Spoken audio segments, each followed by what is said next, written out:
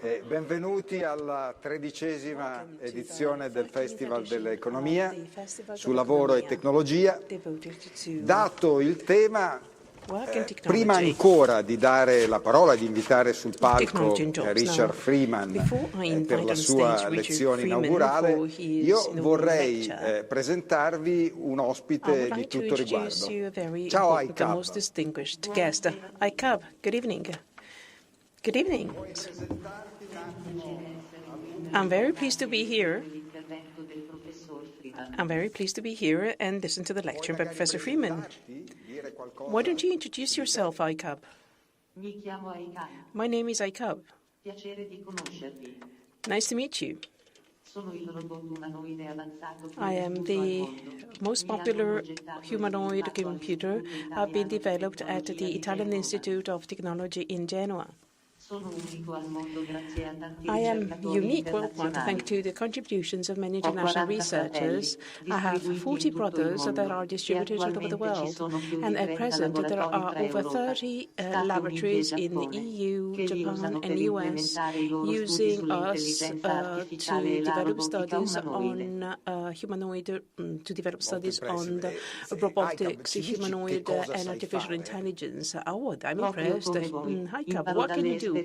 Well, as you do, I learn from experience. I can recognize objects and isolate. I can stand on foot. I'm learning to walk. I can listen to you. And my skin is sensitive, so I can perceive whether I'm turned off and whether I'm touched. Well, people are very scared, not just in this audience, but all over. People fear that you might take away jobs from other people. No, I've been designed to help you and support you in domestic chores or in other very sophisticated activities where you need help, as, for example, aid to the elderly and people with disabilities. Basic research that scholars at the IIT develop brings about contributions of about rehabilitation and biomedical research carried out in other labs. Are you going to stay with us over the next few days if you want to ask your questions? Yes, I will be with you. Tomorrow afternoon at 3, I'll be here together with Roberto Cingolani, the scientific director of the IIT. As for the rest of the time, you can find me in Piazza Battisti with a number of the IIT researchers. Very well, so all our questions will find answers concerning your tasks. And I think that we should put together our hands for ICAB. Thank you, thank you. Bye-bye. Bene. A questo punto, mentre prepariamo, come ci ha detto, ICAB ha riconosciuto lui stesso che ha ancora qualche problema nel camminare, che peraltro lascia il fatto che almeno per il momento ci sarà sempre lavoro umano necessario se non altro per spostare queste macchine così intelligenti. We always need people working to move ICAB and his brothers. I'd like to invite on stage Professor Richard Freeman. He's going to hold an overall lecture for this edition of the festival. Richard.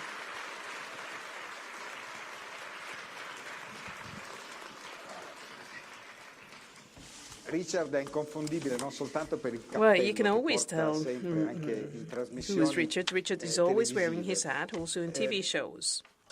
È uno studioso, Richard is a scholar, he's an economist, molto conosciuto all'università very well known at Harvard University. He has a number of acknowledgements, international acknowledgements. I'm going to read you a few.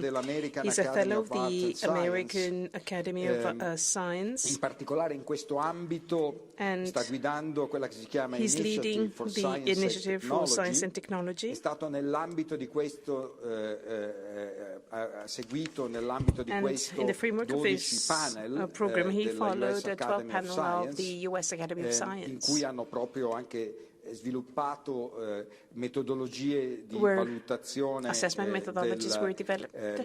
dell'engineering workforce, for the engineering workforce, so how to measure the intelligence of engineering workforces. The board of the Committee for Understanding and the Engineering Workforce. So we worked extensively on the subject connected to the impact of new technologies on employment and on the level of education. He has gained a lot of acknowledgments, and I'd like to refer to the Labour Economics Prize that he has been awarded, the most distinguished award that he has been given in 2011. Then he received acknowledgment from the American Academy of Social Science, and then the Global Equity Organization awarded him for his exceptional contribution to the promotion of the involvement of workers in the company income distribution. If you go through his resume, and he's 53 pages long with a long list of publications on most important magazines. So he is just not saying that he has spent some time in different universities, but he's published extensively. And if you look on Google citation, you'll realize that there's a publication by British that has been visited many, many times. This publication is called What Do Unions Do? A book where he questions himself, and that was a reason for inspiration for many scholars that are interested in trade unions and not just economists. So he actually questioned himself on the very function of trade unions. So his assumption is that there are two aspects of trade unions. One is very important, there's a very important side of trade unions, the one which basically makes workers speak with a single voice, with a unique voice. So all different workers, in a way, speak through the voice of the trade unions and learn from trade unions about different problems. Without trade unions, public workers could not find jobs or could find it difficult in carrying out certain tasks. And then there is another side to trade unions,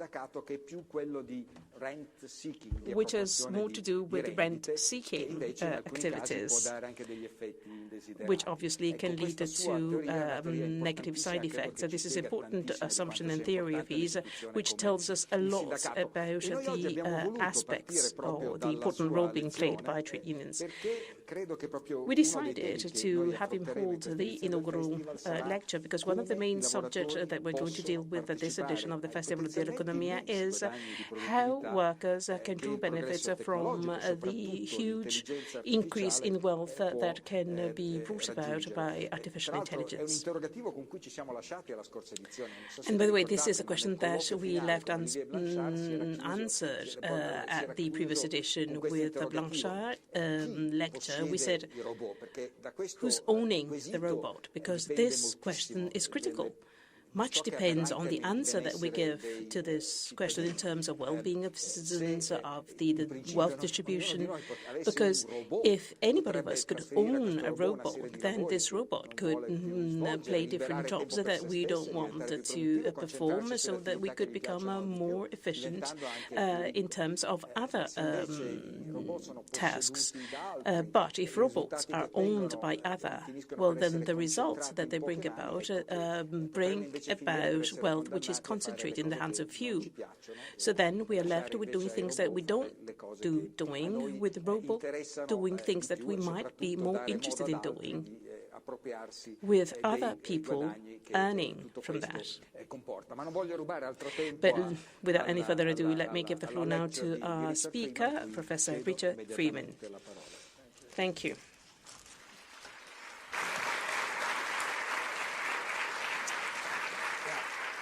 And thank you for the nice introduction.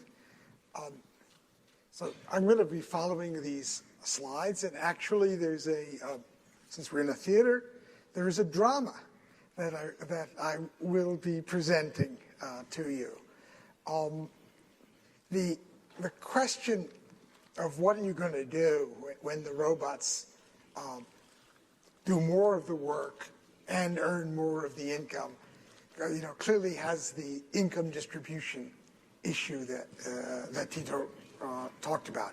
And the first paper I wrote on robots just had this title, "Who Owns the Robots Rules the World."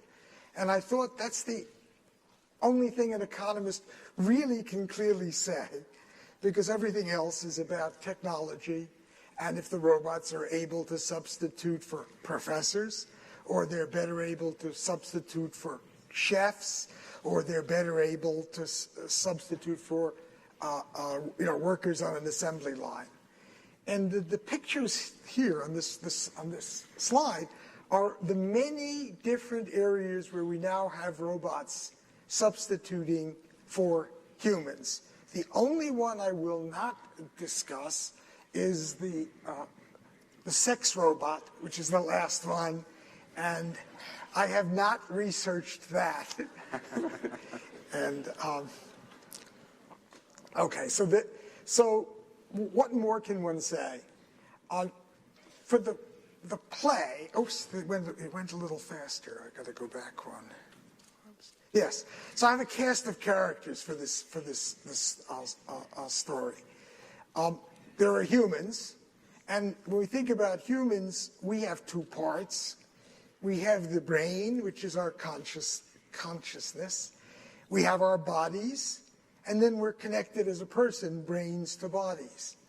Well, the robots, in some sense, are bodies, not as flexible at the moment as human bodies, but they can do other things that we can't. And then they are connected to brains, and that's where the artificial intelligence comes in. So I present the humans here, and then I present the robots. But there is a parallelism. And in a lot of robotics technology is trying to copy what biological creatures do. They would love to be able to build a hand as flexible and as connected to the brain as our hands are. And they can't do that at the moment. The hands on the robot we saw can do a few tasks very well, but it is not comparable to your or my hands. They are building prosthetic hands that are meant to connect to the person's brain, basically, through the nervous system. And those are, in my view, the best hands we have for robots. But they're not fully electronic. They have to be connected through actual human nerves. We also have in the human part of this drama, market economies, which are directing resources in different places.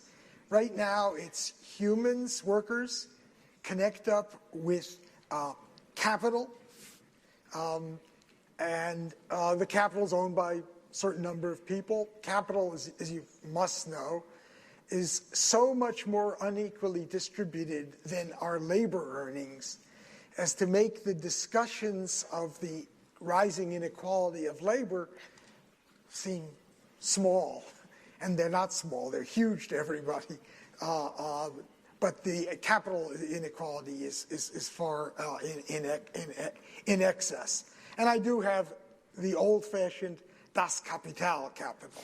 That's plant and equipment, but it doesn't do things the way robots can do things, and it certainly does not have artificial intelligence to be able to make decisions as a human brain would do this.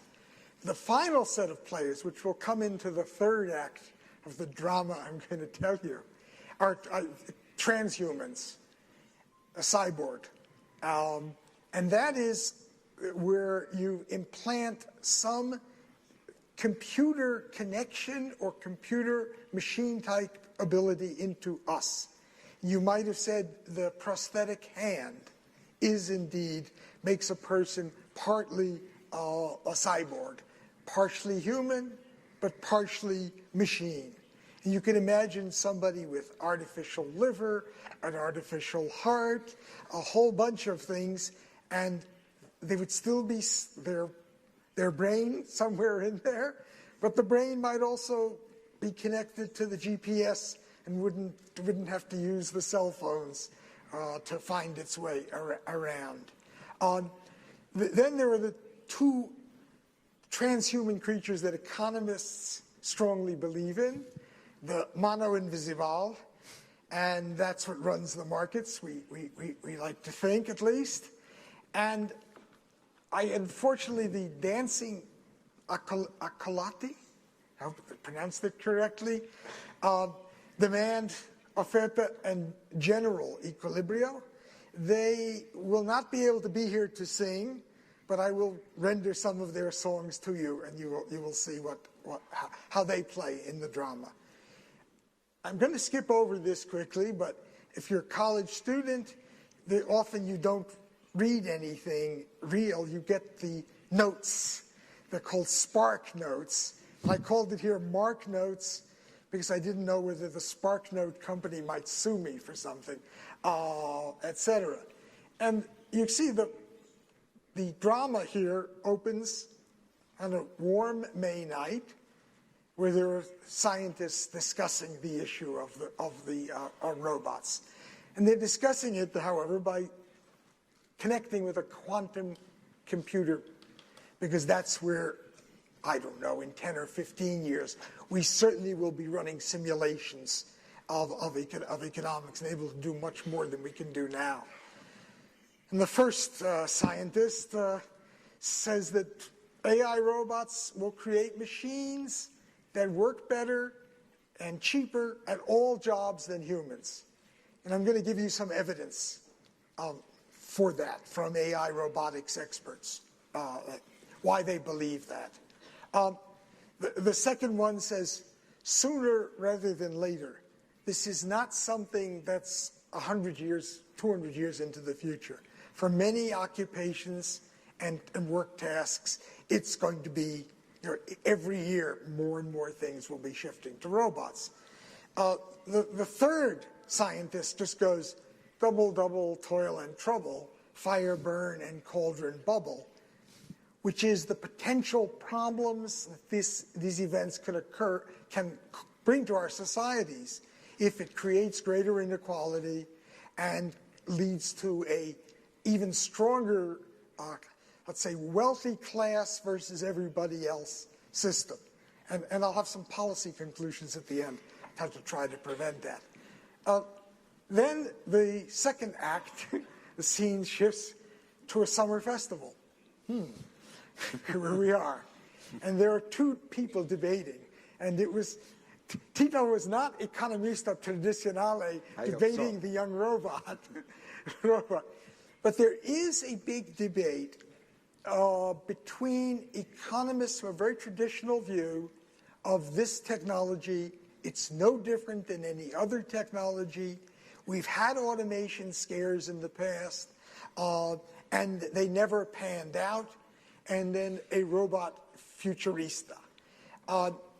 If I had my three acolyta here, they would be saying for the traditional economist, future like the past. Because the only evidence we traditional economists can look at is the past. And so we try to extrapolate from past things. And therefore, many of my friends do not believe that I'm fully sane by thinking that the robot thing is something incredibly different. The robot futurista says the future will be the future you imagine. And I have moved to that point of view over the last, I would say, 5 to 10 years. And I will give you these three laws of robo-economics, which partially reflects why I think that. And in the last scene, there's a TV broadcast desk, and it's talking heads trying to offer solutions to the problems. And I'll actually offer some solutions, etc. Okay. So Act 1 of this play is there a technology challenge? And I want to start off quoting one of the great economists, in my view, far greater than most economists recognize. This is Herb Simon, who also was a great builder of artificial intelligence and robots, extraordinary person. And he wrote this book in 1966, and it's about the then fear of automation, which swept through the United States in the early 60s. Unemployment had gone up a bit, and they were bringing in all these machines, and a lot of people were scared. And I taught his answer here for many years in my graduate economics course as absolutely correct. He has a model. The model makes sense. It fit all the data for that period of time, and bing, and he just said, the boogeyman of automation consumes worrying capacity that should be saved for real problems. Real problems are problems of scarcity. That many people in the world are poor, hungry, ... and they're not problems of robots doing all the work and us sitting around not knowing what we're doing. I compare what he said with today's headlines, and you see the headlines as you must see them all the time. There are I would say every day in the world press, there's something about robots going to take our jobs. Robots are beating lawyers in solving some legal problems. That happened just this year in England. And ... And I'm actually putting together a huge database. We're web scraping all these stories. So it will become a data source for anybody who wants to study which of these articles and fears pan out, which do not, what are the companies involved in making them, how much is hype.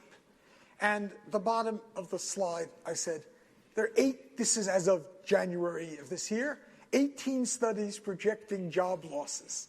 And the job losses range hundreds of millions to, don't worry, it'll all be all right because the future will be like the past.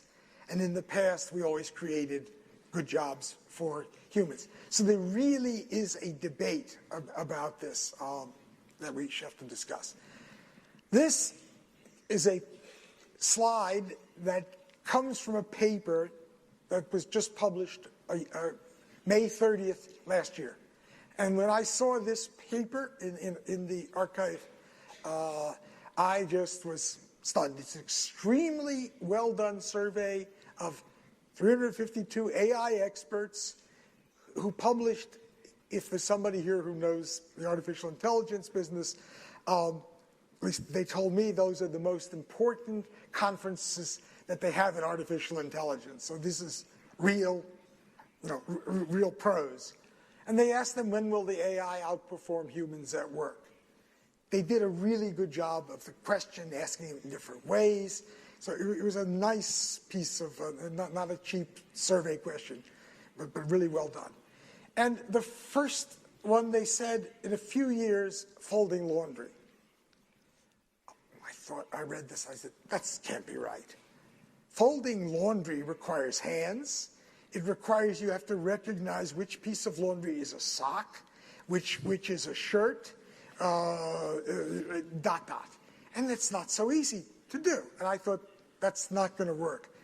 As you'll see, there is a machine that's coming out next year, faster than they predicted, that you will, in principle, will be able to buy at a reasonable price that will fold your laundry. So I quickly said, uh-oh. They know more than I do, clearly. Truck driver, well, we all hear about the driverless cars coming. And they go down the list. The only thing I found a little weird is the last job where AI robots will be able to outperform humans is, guess what? It's an AI researcher. So they think they're the peak.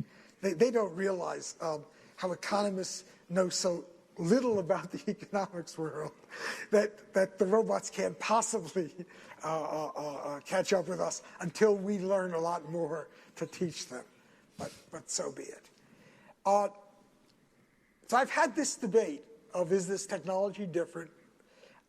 There actually are, I don't want to name some of my friends who have said, humbug, this is just ridiculous. And they've said, Richard, you read too many science fiction books when you were a kid, which may or may not be true. Too many is a strong word, but I certainly read many. And Star Wars movies and whatever it is. And I think a lot of the futurist people, be they AI people or something else, do come from a science fiction orientation background. And they say, look, here's this technology coming. Is productivity zooming up if it's going to take away jobs? No, we don't see any big burst of productivity in any country in the world that I know. I mean, there may be some small countries, but in China, the productivity is growing more slowly. In Europe, it's wiggling around the way it's wiggling around in the US. Do we see massive unemployment that would give us a scare? No. We have relatively high employment population rates, and they could add the unemployment we have could be cured with pretty normal economic policies if the governments really wanted to do something. So it's not, et cetera. And then they go back to the Herb Simon kind of thing, saying, this is silly. And then I put at the bottom here, a machine is just a machine. It's a mechanical contraption, nothing special. Machine like any other. I ask you now the question. I have my answers to this. Do you want to go to a good old-fashioned family doctor, or you want to go to a robot doctor that knows your whole genome, has connections to every patient record in the world, and the latest medical research? And we'll be able, through the quantum computer, to in 1-2 seconds give precise, all the evidence there.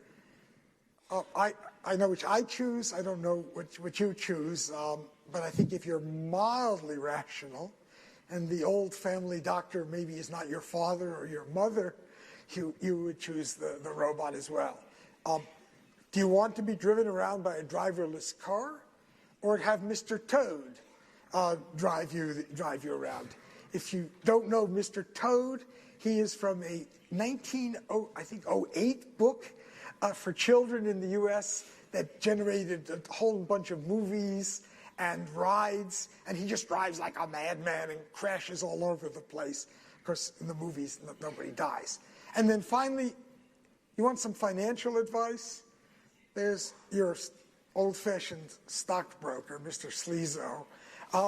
Or do you want to go to a robotic system that will give you scientific advice? That's not a normal machine if you would prefer that machine to human experts in the areas. Now, I admit I'm giving a biased picture. Mr. Toad is the expert driver for the humans. And why is this machine so different? It's because it can outthink us. So I just list here all the places where the AI can outthink us. There was shock when Watson defeated, Deep Throat defeated Kasparov. And you may or may not remember that he basically said it cheated somehow. He couldn't accept this. And in fact, he might have been able to win, but he actually got emotional at one point and didn't think as well as he normally did. And the machine did not do that. So we are a mixture of emotions and logic. The Jeopardy champions who lost to the machine were much more, gentle in their defeat. When Google's AlphaGo in 2016 beat the greatest Korean Go champion, who at one point had been the world's leading Go champion, people were shocked. And Lee Sedol was crying on the stage at one point. He spent his whole life playing this game. And it's a game where most people said it will be 50 or 100 years before the machine's going to catch up, because it requires incredible intuition about moves made in the very beginning of a game on a huge board, which will ultimately play some role, 200 moves later. It is far more difficult than chess in that sense.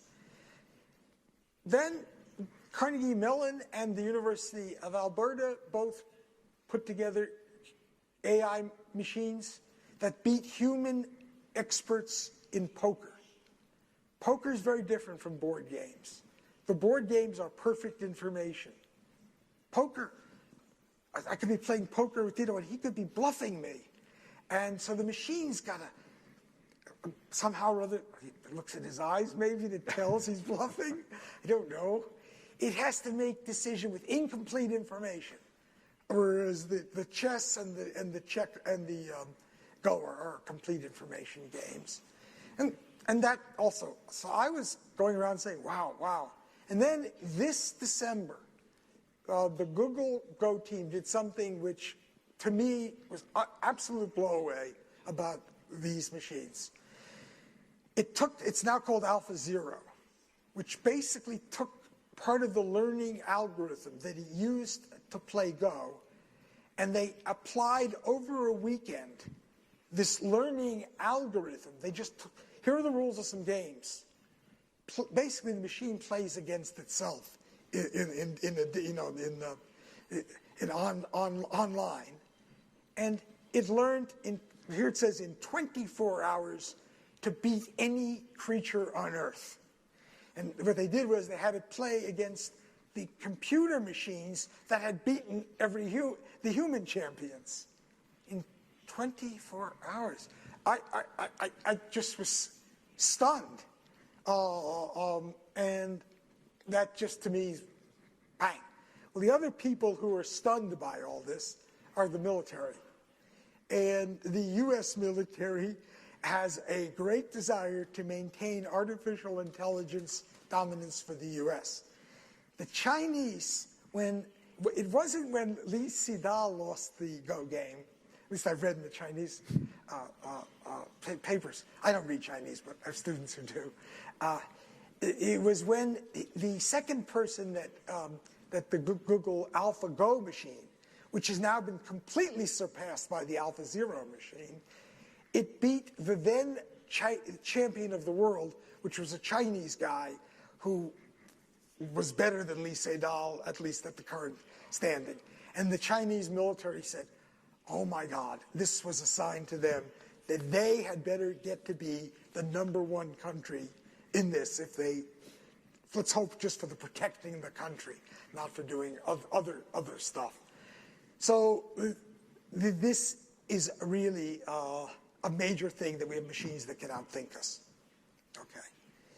The other aspect is that with the machines, the AI is working in digital space. And it affects the real world only if we can connect it up to robots or it tells us what to do. And when the Go machine defeated Lee Sedol, they actually had somebody moving the pieces for the machine. That's because the hands of robots are not that well constructed at the moment. They could have built a machine. It would have cost a lot of money to have done. The robot here could not have picked up the Go pieces and moved it. It was cheaper to hire a human to do it. And so I just list here story after story about what is going on, where we're taking the AI, putting it in the robots, and it is transforming the world of work. Just listen, I said, thousands of stories of this. And we will have more than stories in about, hopefully, end of summer, where we'll be able to say what's happened, who's buying the machines, or if they not made past a market test. And the one that, to me, is the most exciting for the moment is you go into a bank in Shanghai, you don't have any credit card, anything. They have a face recognition machine. The face recognition, you look, and you're able to withdraw money. You can do whatever you want. It just looks at your face, and it's got your face. Your face is different than anybody else's face in the world. And I have a Harvard student who wants to replace every lock and car, and in the Harvard dormitories, everything to be done with no keys and locks, face recognition. And there's evidence it will be safer and cheaper and better. Bang. So it's just going to be all over the place, this kind of stuff, and it's just a question of time. Now, I had a short musical interlude for you. Unfortunately, when I was 5 years old in kindergarten, I tried to sing with the other kids, and the teacher pulled me aside and said, please, I was destroying the music. So I cannot sing to you, and you'll all walk out or start throwing things or something. But this is from a musical that'll be out in 2046. It's called Annie, Get Your AI. It's based on a Irving Berlin famous musical, Annie, Get Your Gun, in which a man and a woman are having this debate over who is better. And he sings, I can do anything better than you. And she says, no, you can't. Yes, I can. So I have an AI robot and a human singing. And the AI robots start saying, we can do anything better than humans. Yes, we can. Watson wins Jeopardy. Yes. AlphaZero wins Go. Yes. Liberatus scores in poker. Yes. Foldamate is the name of the machine that's going to fold the laundry. GeekX is the machine that beat a British team of London lawyers in finding flaws in legal documents. Spot Mini is a Boston robot that is a dog and supposed to carry things, but is not cute like the robot here. And I don't think it's going to be a great success unless they make it cute, because the robot's got to live with the humans. But it now opens doors for people. The Roomba cleans the floors. Gordon is a barista robot that will replace all the people making the coffee for us. And then there are two sex robots about which I know nothing. Harmony is the female, and then there's also Henry, the male. It looks as if the sex robots are a specialty of the Japanese for whatever reason. So the robots end up saying, working all hours, AI robots, victory is ours. Bang. The human answer to this is that, wait a minute, each of these robots can do one thing. And I can beat the robot that beat the machine, the Watson that won Jeopardy. I can beat the AlphaZero, not in Go. I can beat them in another game. It knows only one thing. It's specialized in that. You and I can do lots of different things. We're much more versatile. So that's our comparative advantage in versatility. And then I thought about that for a while, and then I said, wait a minute, isn't the whole of financial economics about having portfolios?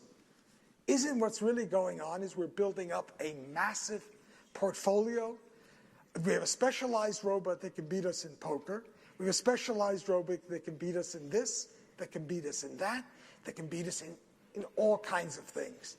Given a huge portfolio of robots, even though we can beat anyone at any task except the one that it's been trained on, there's always one that can beat us. And so I had the robot or the artificial intelligence say, I can always find one better than you. And I think that's going to be the truth. You will challenge me in something, and I will come out with a robot that can beat you in whatever you challenge me in, regardless of my competence in anything. So that's the musical interlude singing. Act 2. This is an economics festival. I better make sure there's some good economics here. So I think there's a very simple economic principle that we should apply to the robots and the AI. It's comparative advantage. I do not think highly of these studies that say 600 million jobs will disappear. 600 million jobs may disappear, but there'll be other work that people can do. And we have some comparative advantages. The robots are not perfect biological things the way we are. And so the real question is, what tasks will the robots be better and more cost effective than us? And what tasks will we have? And so it's comparative advantage is the way to think about this. And that, in turn, comparative advantage ultimately determines incomes. Incomes of countries, and in this case, incomes of people working in the job market. There was a woman, I never met her, I just saw her, she didn't write something, she was quoted in the newspaper saying, oh, humans shouldn't worry about robots. After all, there's things we can do that they can't. So the reporter says, well, what are they? Well, just look at walking, running, and kicking a ball. And I thought, if that's our comparative advantage, do you imagine how much they're going to pay us for walking, running? Kicking a ball is a little complicated because there is a robotics league where robots play football. But as long as we don't let the robots play in the human, a small number of us can make a lot of money kicking a ball, but most of us can't. And I thought, if that's the case, and the AI robots are going to take over the really complicated thought jobs that get paid a lot, and we are left to being the fingers that move the pieces in the Go game, because it's too expensive to build a robot to do that. We got some real serious income problems to this. So that's the first thing in economics say. Then you may be familiar with the 3 laws of robotics, which is from Isaac Asimov, who wrote the I, Robot and a bunch of other robots books in the 1950s. And so I decided we economists could have our own 3 laws, not of robots, but of robotics, of robo-economics.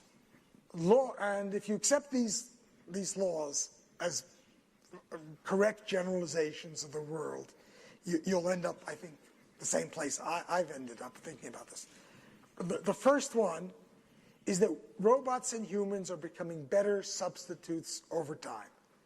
That's the whole point of working in these robots. It's to make the little robot you saw. It still can't walk. Its hands are not. The whole goal is to make it more like you. They learn from human biology, or ape biology, but the biologics they're learning. I think that implies to me, economics, higher elasticity of substitution of robots for people over time. Anything a human does better than a robot, there will be somebody, maybe at the Italian Institute that made the robot, who will say, oh, it'll be really cool to make something, a robot AI, that can beat the person that just did this complicated task. And the businesses will be sitting there and paying for that. So I just think we're going to see increasing substitutability. And I'll give you some evidence for that in a minute, so these laws. Second, what does technological change do? It reduces the cost of producing things. What does that mean? If the cost of a substitute for us, a robotic substitute, gets cheaper and cheaper, what's going to happen to our wage in the tasks the robots can do? Well, our wage is going to fall. We can't compete with the robot if it's getting lower and lower cost over time. And again, there'll be some comparative advantage areas where we can do well, but it's just the spreading of the robots to every corner.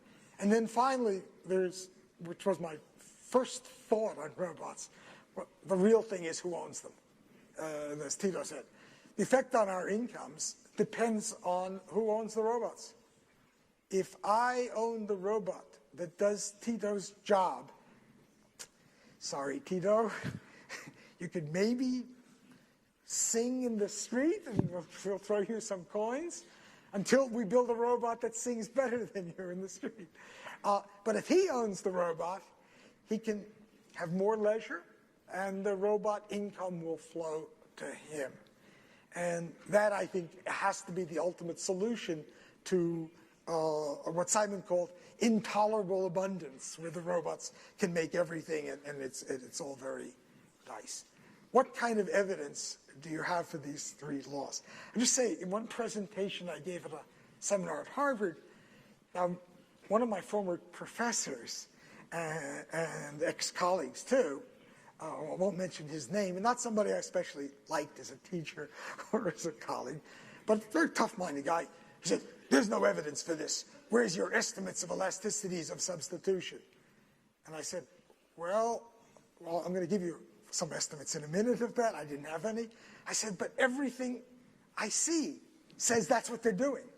And so here I'm going to give some of these things that I regard as stronger evidence than elasticities of substitution estimated from production function data. Though we'll have that as well. And I took the hands, which is a key thing that every time I worry about the robots, I always say, oh, but my hands can do so many more things than the robots can. Well, they are working really hard at giving the robotic hands senses of touch.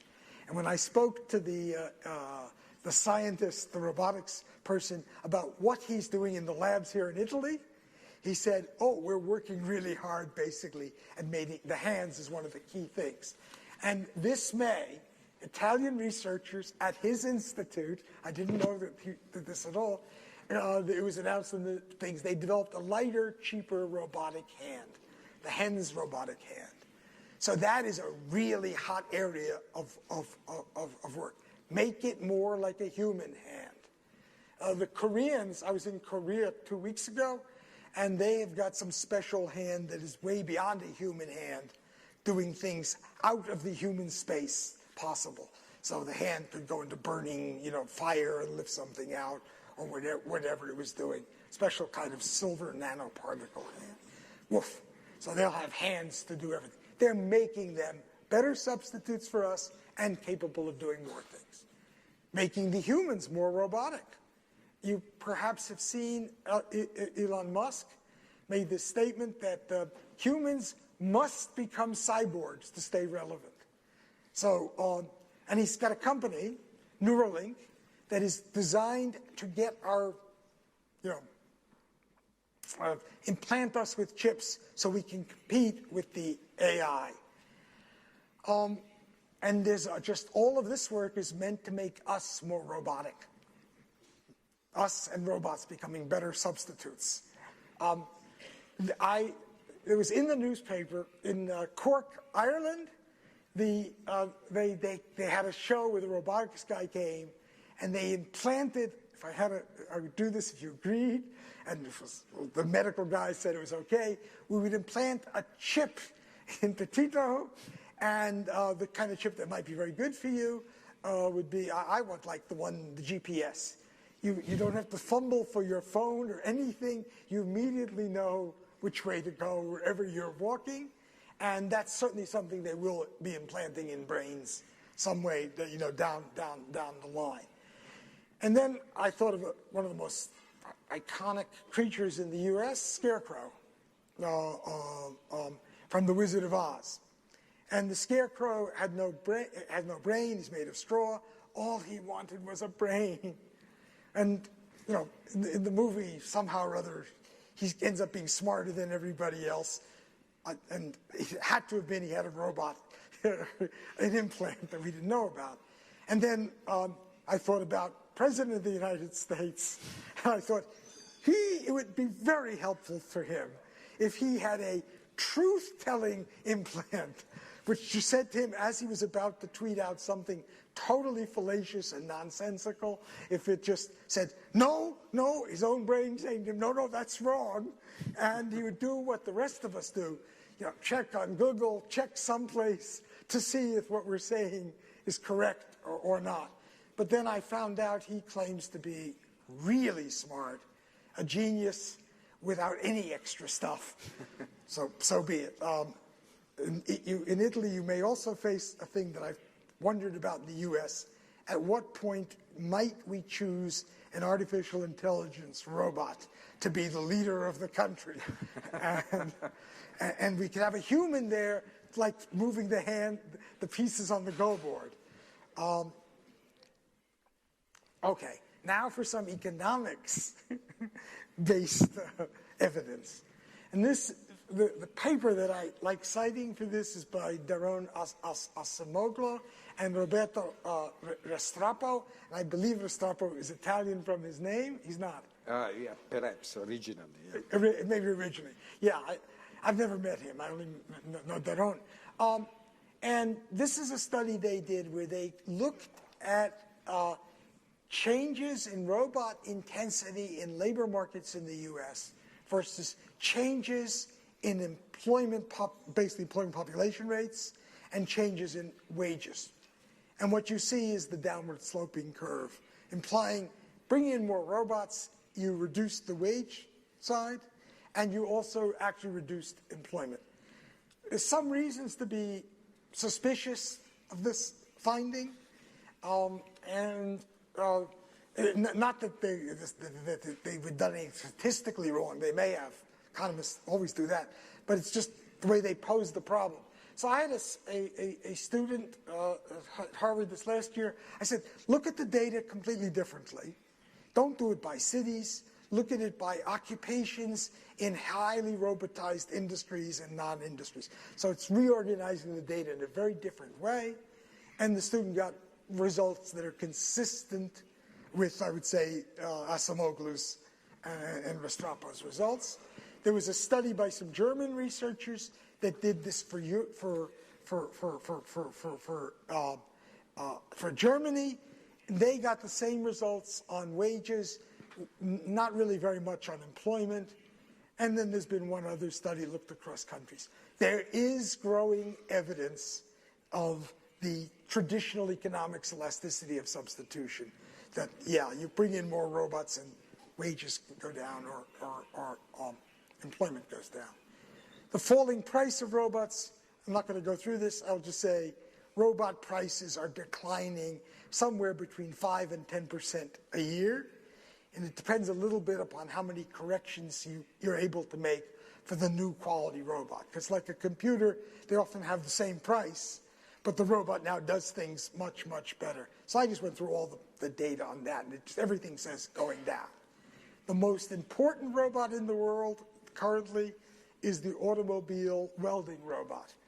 And if you go to a welding factory, welding was a really skilled human task, very high paid. And the traditional machines could not do this. And now it's all done by robots. And the people just run around and do little tasks around what the robot is doing.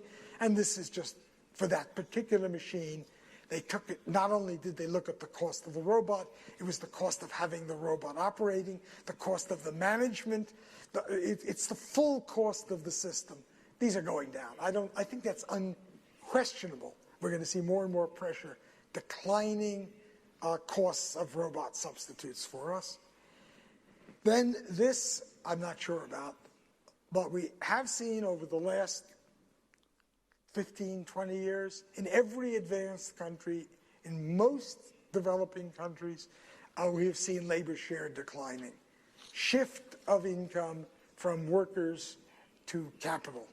And this, at least in the US statistics, this is even though executives get a large fraction of their pay but in the form of capital income.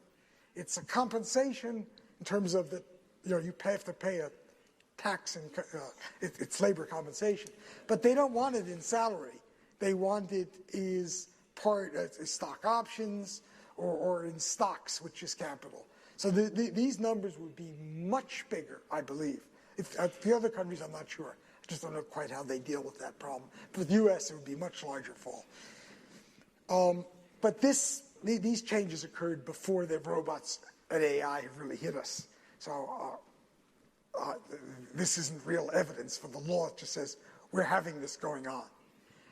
The world robotics market is increasing incredibly rapidly. When Daron did his study, the robots have grown since he ended his project 4 times. There are 4 times as many. It's going to double over the next couple of years. It is for the moment an accelerating curve. Artificial intelligence, the same thing. So whatever evidence we can generate from economics type data is going to be just the beginning, and it's at a period of time when the companies are struggling to, how do I use this to make profits? What do I do with it? Et cetera, et cetera. But I believe there's going to be a lot of interesting PhD theses and studies that will follow this, and we'll see how important it is. So I see a future where the AI robots are doing the work, making the money, and the owners are the people who are cleaning up. So first I said the upper 1%, but no, it's not the upper 1%, the 0.1%, and then there's the 0.01%, and probably now it's the 0.001%. I mean, the inequality increase at the top of the income distribution is astounding. That's all I can say. It's just amazing how much money is going to so few people. I'm not saying anything bad about those people. They may do good things, but it is something to grumble about. So now is the last act, talking heads. What shall we do? First, I thought about, what do you do as an individual? You're a student, a young person. What would I do? The U.S. Bureau of Labor Statistics predicts that basically the only place we're going to see growth of jobs are jobs where you're computer and information jobs. This is for university graduate type people here. But the same thing is true of other jobs. It's places where you will be working with the machines and hopefully not being replaced by the machines. What do? I think you have to major in or minor in computer science. You have to take courses. I think that every university should, as part of a requirement for its degree, for the people doing poetry, they have to take 3 or 4 computer science courses that will help them get a job and help them communicate with the machines that are going to be in their lives for the rest of their lives. So I think that's a natural. There's a danger here. One of the national commissions that I actually wasn't on, but I testified before, there was a fear of the computer scientists that we would see these cobweb cycles. And in the U.S., we've had these big growth of people majoring in computer sciences. The market breaks. Then there are lots of people running around and nobody majors, so it goes through very traditional cycles. And the question is, will we see a cycle like that coming out? Because right now, the American computer science degrees has zipped up past the peak that I had in this graph. And I gave you those numbers at the end. It's been a 50% increase in the last, 3-4 years. Everybody wants to major in computer science or minor in it with a major somewhere else. And I don't think that we're going to see a real bust because I think this is going to be the language of business and the language of lots of other things. So you need it. The other thing that we see going on, and this is that we're seeing more of the robot producers saying, well, the robots are going to work with people, so they worry about building robots called cobots. It can't be a giant robot that's huge and clunky that will, if it tries to pick up your grandmother who out of her bed, sort of picks up the whole bed, and it's got to have all the feelings and the sensors to be able to gently pick an elderly person up. And companies sitting there saying, we're going to have a lot of robots doing the work. We need the people to cooperate with the robots. The robot person here said that they've done some experiments that if the robot does something and smiles, people feel really good. So the robot will do your job, and it will go up to you and say, smile very nicely, and you'll feel good, rather than say, damn, robot did my job better than me, etc. So that the prediction, that's just a prediction for the moment, is that the next generation of robots are really going to be oriented towards working with people. So the advice to people is, you better be ready to work with the robots, etc. Then there's just implanting stuff. I would gladly implant chips into myself. The RFID chip, a lot of people have done that already. So you, for the facial recognition, you don't need the chip. So some things can still be outside and it can do it. They're 3D printing an ear. So chop my ear off. We will have built through 3D the 3D printing is very much an artificial intelligence robotics operation. People have almost no role in it. And the fears of the Chinese, China is manipulating DNA to create a new class of superhumans. Well, that's not putting the chip in, that's just doing the DNA. And of course, we have a lot of concern over just biological changing us, etc. So eventually, I'm sure we're going to evolve to be cyborgs. And I gave a talk to a group of union people in the US about maybe a year and a half ago. And one of the union guys a woman raises her hand. She says, Professor, would you rather be a human or a robot? And I hesitated. I started to think. And there's this famous comic, Jack Benny, who was known for being stingy. And when the thief holds a gun at his and says, Jack Benny, your life or your money? Jack's thinking. His money is very important to him. And I think about that. And I asked the question to some students. And one of the students said, human, because they have feelings and robots don't. Makes sense? We're working hard at giving robots consciousness and feelings, and there's a lot of interesting neuroscience stuff about what is consciousness and how we can do that. Then another student, she was a robotics major at Northeastern. She said, machines are smarter, but they're not yet conscious. And she was thinking, we'll make them conscious. And then clearly, and then I thought, well, the right answer, of course, is cyborg. How could you not want to have a heart that beats better than your heart when it starts to fail? How could you not want to have all of those stuff? But I ask at the end, it's a choice you will face, I think, in the near future. So the second and last act of this drama is, what can society do? So you can do your things, and I can do my things to deal with this change. And I think there are two kinds of policies society have. I call them before and after. A before policy will try to level the playing field for when the AI robots really dominate economies. And that means that we people, and every person in society, has to have some ownership stake. So we would not rely upon marginally trustworthy politicians to pay welfare state benefits when some other people are upset with their taxes and ... Ownership is a stronger, in Western capitalist economies, certainly, private property is a stronger moral basis than using a tax system. Maybe that's more so in the US than elsewhere. So the other is after policies, and I think of Tom Piketty was going to have a global capital tax. Bill Gates proposed a robot tax, and then a lot of people like the universal basic income tax. But I think if people have ownership, it's stronger than relying on politicians. In any case, I'm going to talk about these policies. The first thing is, there's a very strong case for people having ownership of their own company. It's not complete ownership, but certainly partial ownership.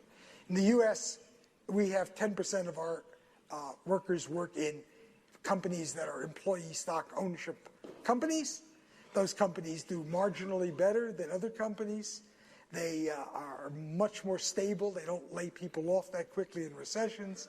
The workers are happier. It just goes that they have better retention rates. Clearly works for the 10% of our companies that have this. They're given a tax break if you do this, so we encourage this. So we know it works. A lot of big companies around the world, you mentioned the GEO group. That's a group of, largely it's powerful in Europe more so than in the US. And it's a group of, I would think, pretty positive-minded companies that really want to have workers have bigger stakes in companies and spread this as the right model of capitalism, rather than have a few people own everything. So that's, and I've always endorsed that, etc. But if you start doing calculations, you quickly realize if the robots and AI are going to lower my income a lot, ownership in my company at an increasingly low-wage job is not going to give me a good living standard. You have to have people own a share of business capital writ large. And so how can we do that? I mean, Marx said something about workers owning the means of production, which I think probably is a very correct and good statement, but he didn't take it full length. That means the workers have got to be like capitalists, and we have to have ways of distributing it, and we have to do it in a way that doesn't have class warfare, and et cetera, et cetera. Well, we have one outstanding example of this. And and I'll talk about it in a minute, the sovereign wealth funds. We have a couple of examples where we do have wide ownership, particularly in the US, but it's other places. Pension funds. If you have a private pension funds, it does not invest in your company, it invests broadly. In the United States, the pension funds owned a lot of our capital market. Sweden introduced a special tax where the money goes to a pension fund that owns parts of the Swedish stock market or global stock market. People have investments in this. That's worked out reasonably well. So we have pension funds, but that money only goes for your retirement. You're not allowed to tap it beforehand. I put individual ownership here because, and I was talking about this in Brazil, some very wealthy Brazilian guy said, why don't they just buy shares like I do? Well, in the US, the pension funds have tax advantages, so no one in their right mind is going to buy too much individual shares when your pension fund holds it and you get all these tax breaks for it. And so we've seen a huge drop of ownership by individuals. It makes no sense. And then there is the sovereign wealth funds, which are funds set up by countries or states, could be set up by an Italian district, province, and uses some public monies to establish a fund that then invests widely in capital markets and gives dividends or some other payment to individual citizens. And these are growing very rapidly, but they're controlled by the same characters that control finance ministries and the IMF and so on. Okay, so the one I want to talk about is the U.S.-Alaska Permanent Fund. That's the only one that gives dividends to citizens.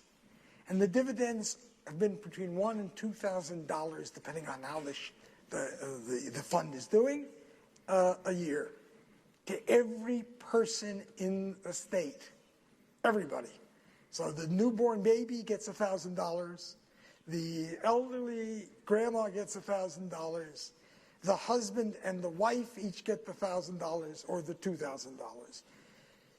When they were giving the $2,000, that is a huge increase in the income of people in Alaska. It goes to everybody. You might say the rich people don't need it, but it establishes as a universal right and it doesn't matter that the rich people are getting it. The key thing, it's going to poor people. The UK tried something like this, and there's some discussion of it again, but not as the level that I would think we have to do with the robots and the et cetera. And now the question becomes, what do we have equivalent to oil monies? What we have is all this knowledge that we have created as societies, a lot of it funded by public investments that companies use. And some way we have to think about taxing companies for their use of knowledge-based things, putting it into a fund. When President Trump gave they estimated over 10 years it'll be $3 trillion tax cut for rich people in the U.S., a lot of through the corporate tax. If he had only listened to me, but he doesn't listen to me. He hasn't got a good robot chip to give him any advice. He could have just said, this is for this tax cut comes only to companies that have workers as part owners of the companies. Would have transformed the American capitalist system in an incredible way. His people would not talk to anybody with ideas like that. So, bang. Nothing. And then, should we worry and plan now or later? And so I have an American philosopher, our famous philosopher Alfred E. Newman, I'm sure you all know, and he never worries about anything, and he says, it's the babies. The baby's going to worry about it. The baby would look at that robot face we had here, and they're trying to make the robot faces look incredibly babyish. So the baby's a little bit scared. And I look at, every time I see a kid, I keep thinking, it's not going to be the Alpha Zero that's going to compete with it for jobs. It's going to be Alpha 20, assuming they improve it every year. Kid's going to come out, and it's going to be it's going to be connected to the cloud, and there'll be a quantum computer. Now, maybe the kid will have an implant, and what I think they have. But then the kid also says that this robot doesn't cry, it doesn't make dirty diapers.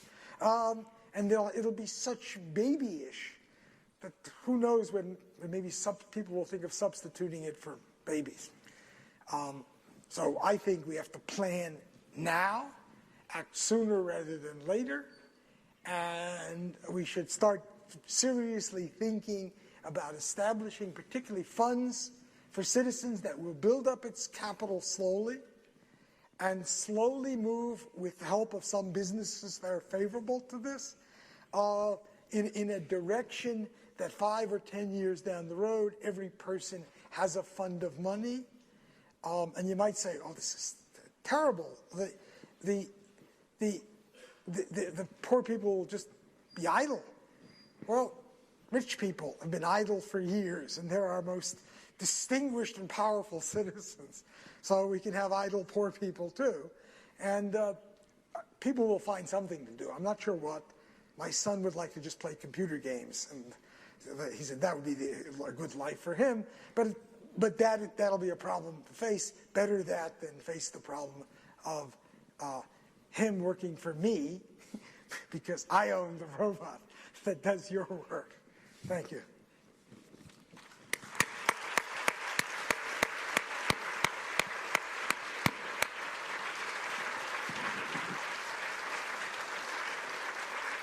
So thank you so much, Richard, for this very inspiring and also entertaining, I would say, presentation. We have not very many minutes, I'm afraid, but for a few questions from the floor. Let me see if anybody is willing to ask. Okay, there is a person down there. No, it's better if you use a mic. Okay. Thank you very much, Professor Freeman, for your lecture. That was absolutely fascinating. I'm not an economist, so this is just a question out of personal interest. I was wondering if there is any research being done on how much work robots would create, in the sense that we will still need people to project them and to, build them up. So I was wondering if the research is also looking at that. Okay. You want to answer immediately, or we take a few? I can answer immediately. Okay. As of now, there is no real research on that. You put your finger on something very important, because all previous machines have created jobs for people that we didn't think were there. Robots will do that as well. And I just think the key issue is whether those will be good, high-paying jobs, or moving the pieces on the board that will be a low-paying job. But that's clearly an area for future research of a significant kind. Very good. More questions? Well, while people think, let me ask you a couple. One is, who runs these sovereign funds? Will be a person or a robot? And the second is, do you think that, what are the implications for unions' strategies to some extent of all this? Because maybe, robots may be also a kind of new forms of slavery, and I doubt that the robots will get unionized, while unions can, to some extent, have some saying about the way robots should be used in work organization, Right.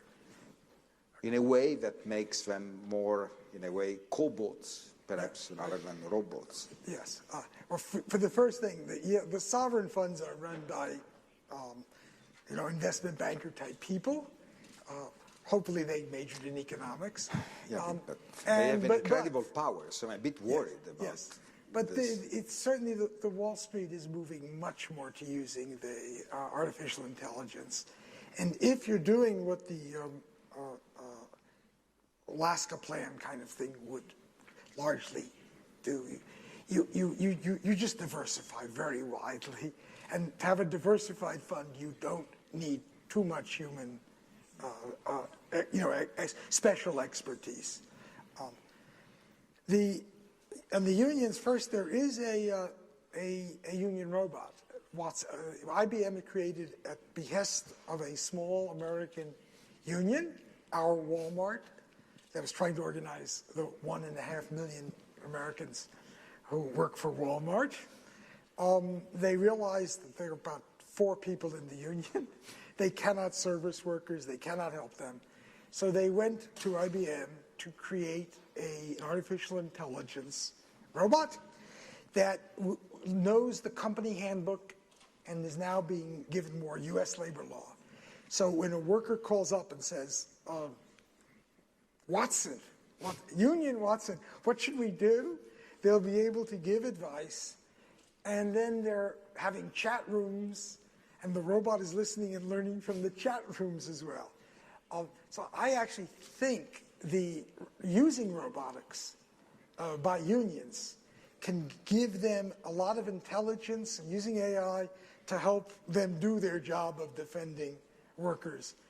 And I agree, they should be representing workers on both bringing in the robots and how they would interact with workers and what workers would like and prefer, because for a long time it'll be the cobots. The IG Metall in Germany has a pretty forward-looking view of this, because they know that they can't keep their wages high unless they bring in the robots. So the union clearly is not fighting them, but you do want to make sure that they are used. Yeah, that use it. See, I mean, owning the robots is if you have a union and the union can negotiate, that's the equivalent of an ownership stake. If you don't have the union, you want to have shares yourself as a worker. Una domanda là in fondo, over there. From your point of view, are governments aware of this fast development of AI? If the governments are already aware of this. The militaries are. I mean, the civilian governments, are, at least the American one certainly is very, well, for the moment, they may be aware of nothing in the real world. But the governments always are pretty short-sighted. So you have to look for, let's say, some permanent civil servant type people who may have a longer perspective. Military, in my experience, is the longest perspective, because they really are troubled about what the next generation of machines will be for defending countries. So I would say no, generally no. Yeah, that's probably the right answer. Obama did establish a group to think about this. He was reasonably forward-looking in this, but he staffed his group with many of my friends who are traditional economists, and they basically said, don't worry. In the past, we dealt with this with good, social, they probably didn't use the word social democratic, but social democratic policies, and we can do that in the next phase.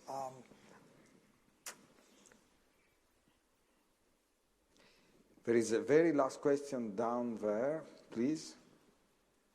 Io vorrei fare una domanda molto pratica, professore. Io sono una persona... I would like to ask a very practical question. I'm a handicap. I'm on a wheelchair. Can you hear?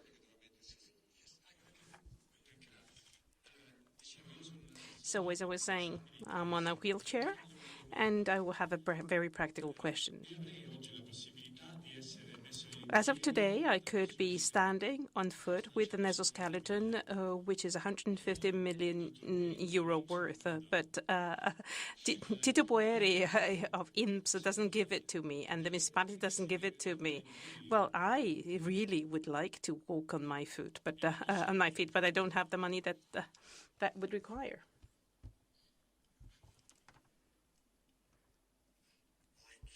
In the lottery or something, but that's not a serious answer.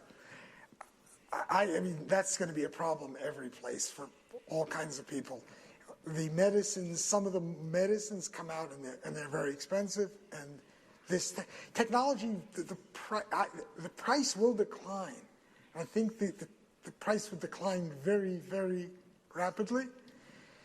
So you just hope that they push this technology hard. In the U.S., what people with particular ailments have done is lobby the federal government. We have a law that's for orphan diseases. And an orphan disease was a disease by a small number of people, say 100,000 people in the world, from some genetic defect. And there was nobody researching it to be done. And they lobbied the government to put special deals, tax breaks for companies, money to buy the medicines for these people, to make sure that they would be saved. So the other thing would be through some political mechanism. Obviously, it couldn't be you yourself lobbying. To lobby for, in this case, would be a speeding up of research in this area with special attention to getting the costs down. And I think that way citizens can indeed move the governments, who then will incentivize the firms to do things in this area. Temo che quella domanda fosse in parte rivolta anche a me. I think the question was also addressed to myself. Well, the question was also asked to me. Of course, technology brings about also reduction in costs, obviously not for the most advanced and most sophisticated. Certainly, welfare should be reorganized, and different weight should be ascribed to different policies for people with handicaps, for disabilities, or for families with problems. This can only happen when different priorities are recognized. As a matter of fact, in Italy, for example, there's a strong lobby trying to have more money being devoted to pensions for people that can actually work. So this is what I could say Thanking again Richard for this very enlightening presentation, which is not so only scary. Personally, I'm very much looking forward for this fold laundry machine and also the ironing. I would be very much interested in an ironing machine, robot. So thank you so much.